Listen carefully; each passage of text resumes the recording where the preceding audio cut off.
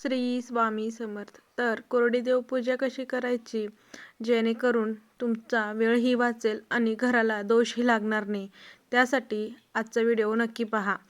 तर कोरडी देवपूजा म्हणजे कमीत कमी साहित्यात फक्त मन आणि भावनेने देवांची उपासना करणे, ज्यात मूर्तीला पाणी न अर्पण करता फक्त फुले, अक्षदा, हळद, कुंकू, धूप, दिवा आणि नैवेद्य अर्पण करतात. या पूजेत फक्त मानसिक जप किंवा सोपे मंत्र म्हणणे आणि आरती करणे महत्त्वाचे असते, जेणेकरून कमी वेळेत आणि साधेपणाने देवपूजा करता कोरडी येते. देवपूजा कशी करावी? पायऱ्या. स्वच्छता. प्रथम स्वतःला आणि पूजास्थान स्वच्छ करा. शक्य असल्यास आंघोळ करून स्वच्छ वस्त्र परिधान करा. स्थापना. देवघरात देवमूर्ती किंवा चित्र स्वच्छ ठेवा. दीप प्रज्वलन. एक दिवा लावा आणि धूप दाखवा. यामुळे वातावरण शुद्ध होतो. आणि पूजेचे साहित्य: फुले, अक्षदा, हळद, कुंकू आणि नैवेद्य. नैवेद्यामध्ये फळ, मिठाई, तुम्ही काहीही जवळ असेल ते ठेवावं. अर्पण. अक्षदा आणि फुले.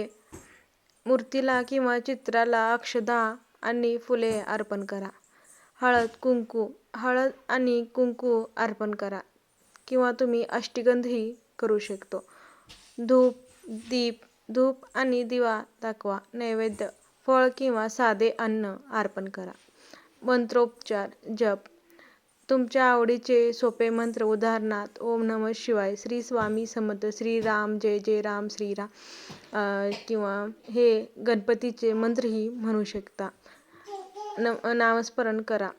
आरती. देवाची आरती, उदाहरणार्थ आरती ओवाळून म्हणा आणि उदबत्तीने किंवा दिव्याने आरती करा. प्रार्थना.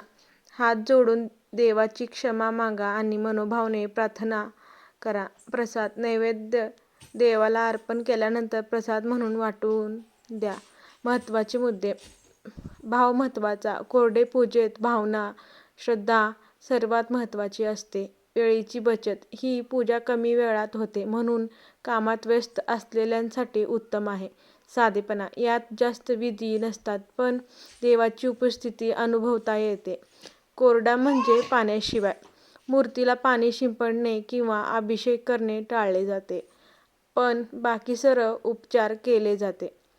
तुम्हाला समजलेच असेल की कोरडे पूजा कशी करावी. तर ही माहिती जर तुम्हाला आवडली असेल तर आपल्या चॅनलला लाईक, शेअर, कमेंट करायला विसरू नका. श्री स्वामी समर्थ. जय जय स्वामी समर्थ.